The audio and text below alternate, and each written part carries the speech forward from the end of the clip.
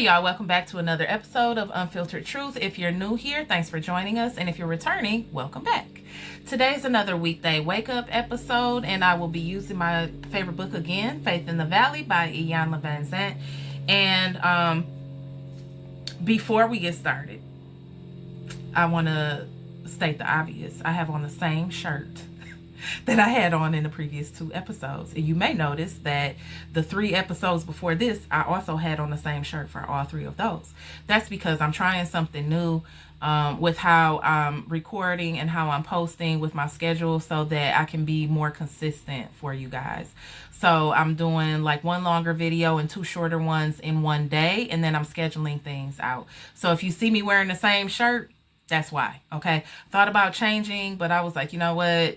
I don't feel like doing all of that. So just whatever. This is what it is. Okay. So anyways, let's go ahead. This is about guilt. All right. Linking the future to the pain of the past does not allow the light to come in.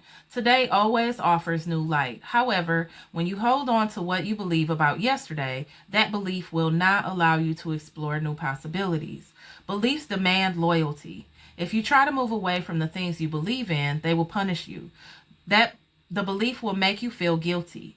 Guilt is your punishment for abandoning what you believe. Spirit is the only power which can intervene between the pain of the past and the light of the future. You must rely on the spirit of truth, love, peace, joy, and freedom to change your beliefs and free you from all guilt. What happened yesterday does not have to happen today unless you believe it must. Until you have enough faith to allow the power and presence of spirit to infuse your mind and change your beliefs, you will continue on the path of yesterday's painful darkness. Spirit brings the light of new beliefs. Okay. So the first thing that comes to mind after reading that is the 2 longer episodes that I posted maybe last week or the week before about cognitive dissonance and the art of detachment. So if you have not watched either of those and you want more detail or you want more in-depth information about these concepts, then I would encourage you to go back and check those episodes out. Okay. Now, what this is talking about is, letting go of the past and being open to the future. Sometimes we can get traumatized in the past and we can feel like, whatever happened in the past is bound to happen again. All right. We see this a lot with relationships and things like that, which I don't really like to talk about romantic type relationships too often on my platform.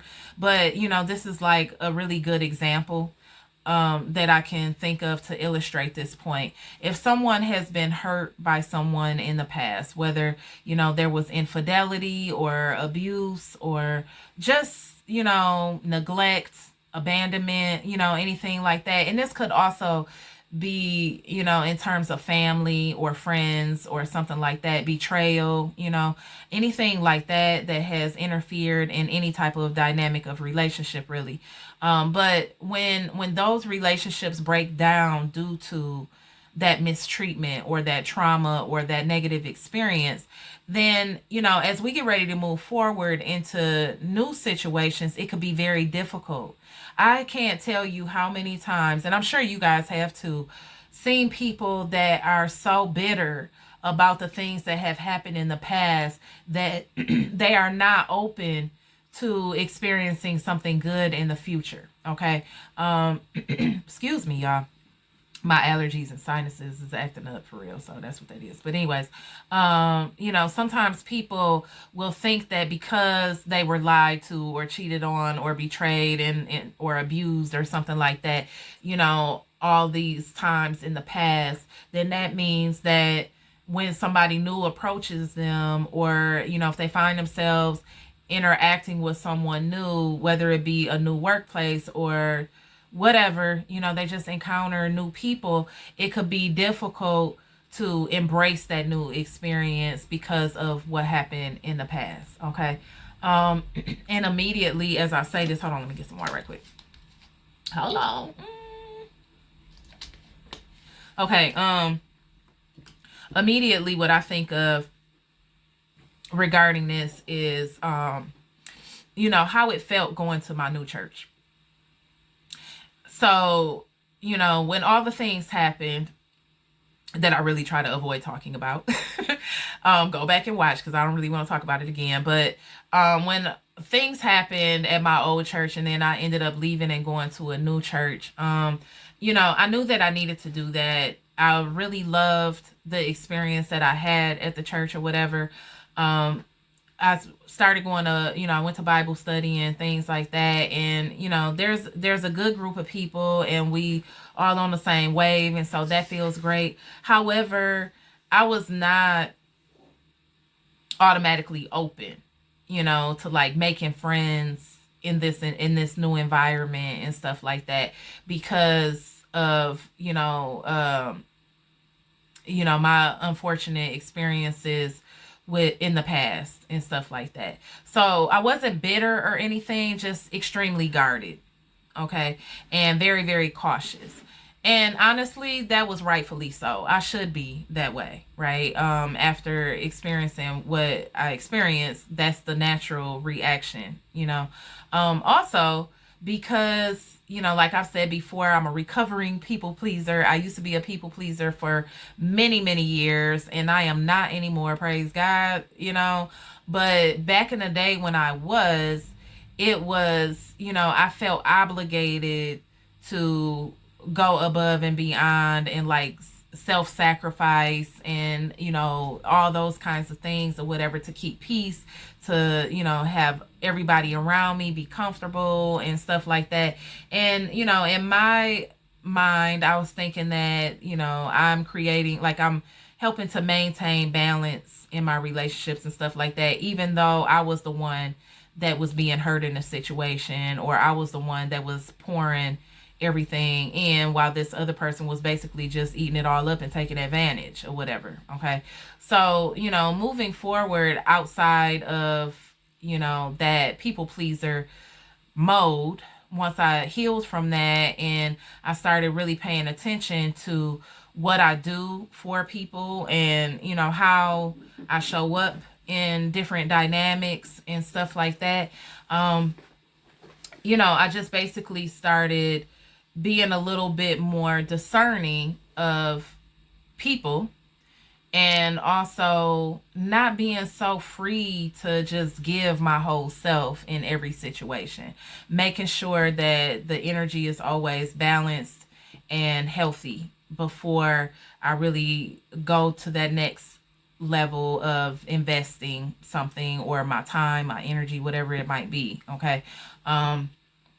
So, I had to realize that God gave me everything that I needed to be prepared in any situation. Like, even if I were to go through a bad situation, I have been through several, and he has always carried me through. He has always brought me through on the other side. So, as far as like being afraid to trust because I might get hurt, like there's no reason to feel that way because he has given me discernment to know when something is off.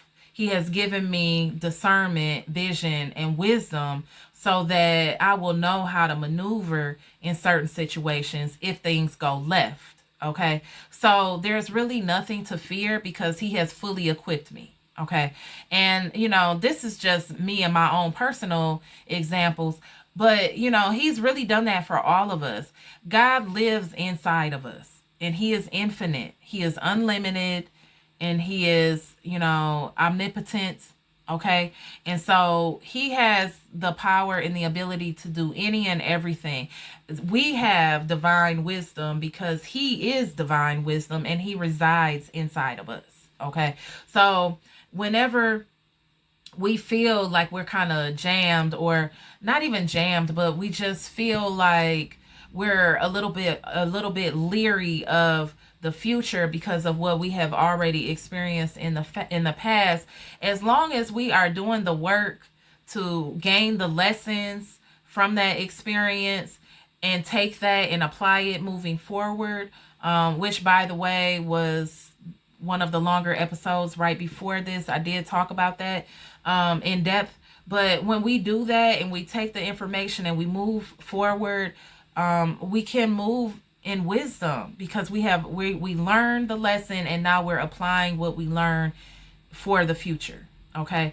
So another example that's coming to mind right now is abuse. Okay. I've experienced abuse in a lot of different ways, different forms of abuse from different people, from family to personal relationships and different things like that, and I never take on the attitude of being a victim. It's more so a survivor. Like, I've learned so much about myself and other people being in those situations. Okay. And it can be like, if you're not doing the work, you can be afraid of recreating those experiences. You could think that all men cheat, or all men do this, or all women do that, or all mothers do this, or all kids, whatever. Okay. You could create some generalizations around certain people or places, or different things like that, different ideologies and stuff. You could come up with all kinds of things that basically limit your future experiences because you're judging them based off of something negative that happened in the past. Okay. So, for myself, growing up with my biological father, which I have spoken about before on this channel, he was very unpredictable, very volatile, very abusive, mentally, verbally, physically. And so, as a young child growing up with a father like that, as I got a little older and I started, trying to be interested in guys and dating and different things like that or whatever, I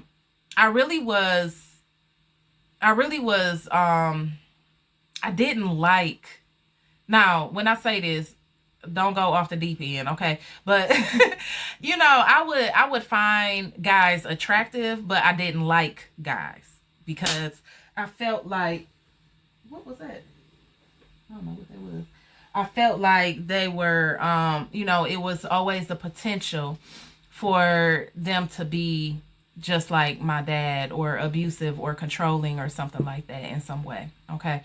And so, I just didn't trust or like men, especially grown men. Like, I didn't. Okay. I had almost like a disdain, because of my experience with my dad. Okay. Then enter my stepdad. My stepdad, he came into my life when I was about 15. And at first, I didn't like him either. He was a man, just like any other man. I didn't like my male teachers.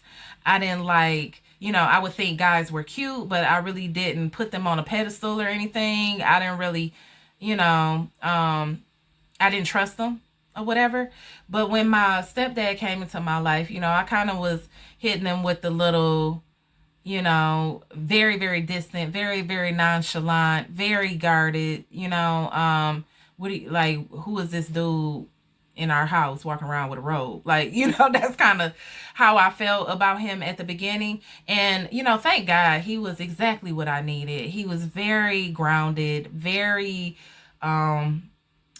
supportive and protective and fun and consistent and stable and nurturing. He was, I could go on and on about my stepdad. If you know him, then like, he is everything. Okay.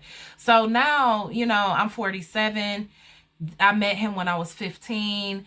That's a long time, right? And I still, like, I love my dad so much, right? And I remember when we first met, though, like, how I felt about all men. And I tell my dad this all the time, like, he literally changed the whole trajectory of my life.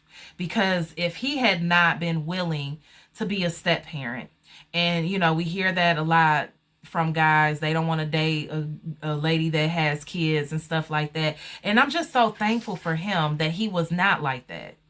I'm thankful that he was bold enough and brave enough to, to take me as his daughter, even though I was very reluctant for that bond at first. I didn't know how to trust a man like that, you know. But because he came into my life when I was 15 and he stood by me and he was consistent, and, you know, he became like the mediator between me and my mom. It was me and my mom only for many, you know, all the way up until then, pretty much. Once we left from my biological father, and that was very young. I was like 3 when we left from him, but he was still, you know, I wouldn't say co-parenting because I wouldn't exactly say it that, but I did have to go over there. I had to go over there for visitation and stuff like that, like regularly and stuff. So I guess somewhat co-parenting, but anyways, he was still in my life. Okay. He was still in my life all the way until I was 21. Then it got really, really dangerous and scary. And so I had to cut him off and I had to move forward or whatever. Right. But even in that situation, like, my stepdad was super supportive. He never put my biological father down. He was never like trying to force me to do anything that I was uncomfortable with, whether it be with him or whether it be with my biological father. He was just very patient and kind and considerate and stuff like that, right? And so over time, he ended up, you know, kind of growing on me, right? And he shifted my entire outlook on men, on relationships, on dating, you know, watching him treat my mom right, watching him be very calm and protective, nurturing, kind, compassionate, considerate, all the things with my mom. You know, watching him treat her the way that she should be treated. It was an example for me of what to expect, like how I should hold the line, what the standard should be for my own life. And if it hadn't been for him coming into my life and being courageous enough to take me on as a daughter and, you know, really love on my mom and let me see what that looks like and everything, and be so just everything that he is, I would have never, you know, even been open really to dating, to getting married. I probably wouldn't have children right now, you know. And my children are just the dopest little young men on the planet. You know, every mom probably feel that way. But my kids are super just awesome, you know. And a lot of that is because of him. He has a very close relationship with them, and he teaches them all the manly things and stuff, and he tempers, you know, some of the different emotions and conversations and things that they want to do or talk about and stuff like that. And so, you know, he's just an outstanding man, you know, to have in our family and stuff like that. And I'm just so grateful for him, for the example he has set for me, for what I should expect in my own life as far as me dealing with people, but also for my boys. And so they know to grow up, you know, they know how to grow up as a solid man, and they know what a solid man who's well-rounded, they know what that looks like. So, you know, there aren't all of these like weird dynamics that we see on social media and stuff like that, because our family is just not like that. And really it's all thanks to him, to be honest, because without him, I would have been anti-commitment probably for the rest of my life. You know, now I don't feel that way. Now I feel like I have the wisdom and the discernment to avoid certain situations, people that I was, you know, that I dated or that I was around, or certain friends that I had in the past that treated me certain ways. I will never be in situations like that again, simply because I know better and I know how to recognize stuff better, and I'm not afraid to leave people alone when they move funny. Okay. So, you know, the fear of being hurt again is not really there, because I know that no matter what happens, God is going to show me what to do. Okay. So I just wanted to offer that to you. Let the past be the past. If you have not watched the episode on the art of detachment, go back and check that out, because detaching from situations in the past is so critical to our future progress. Okay. And just like the book says, we can't hold on to the bad things that happened yesterday in fear that they're going to happen again, while also trying to create or manifest or attract what we actually want. Okay, so we can't straddle the fence like that. We can't have two things going on, so we have to let that go, and we have to focus our attention on the positive and look forward, and know confidently that even as we're moving forward, if anything should go left, we still gonna be all right. Okay, I hope this message was helpful for you. I hope that you got something out of it. If so, please drop a comment and let me know, and I will see you guys next time with a different shirt. Have a good day. Bye.